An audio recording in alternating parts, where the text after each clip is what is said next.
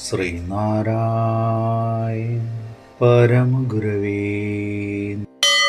സുപ്രഭാതം.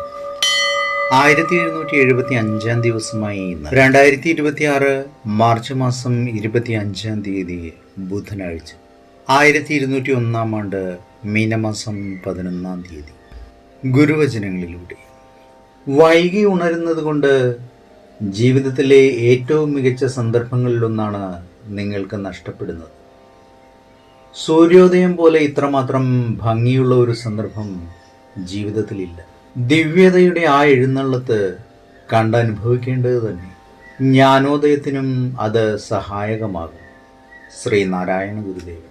ശ്രീ നടരാജ ഗുരു എഴുതിയ ഗുരുവിൽ എന്ന പുസ്തകത്തിൽ അടിയും തിരിച്ചടിയും എന്ന് വിവരിക്കുന്നതിൻ്റെ 17ാം ഭാഗമാണ് ഇന്ന് അവതരിപ്പിക്കുന്നത്. അക്കാലത്ത് തനതായ അറിവുകൊണ്ട് പരിപൂതമായി നിലനിന്ന വിസ്തൃതമായൊരു ഉപഭൂഖണ്ഡത്തെ സങ്കല്പിച്ചു നോക്കുക.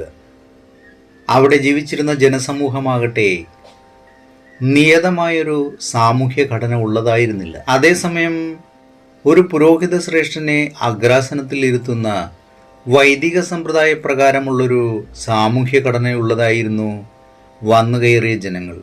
അവരിലെ ഓരോ സമൂഹത്തിനും ഉണ്ടാകും തലപ്പത്തൊരു ബ്രാഹ്മണ പുരോഹിതൻ.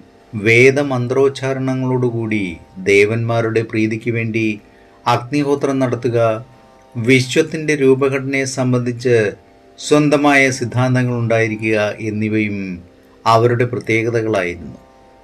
ഏവർക്കും നന്മ നിറഞ്ഞൊരു സുദിനമായിരിക്കട്ടെ എന്ന് ആശംസിച്ചുകൊണ്ട് നിർത്തുന്നു. നന്ദി, നമസ്കാരം. ഗുരുധർമ്മം ജയിക്കട്ടെ. ശബ്ദം നൽകിയത് സുജീഷ് മഹേശ്വരി.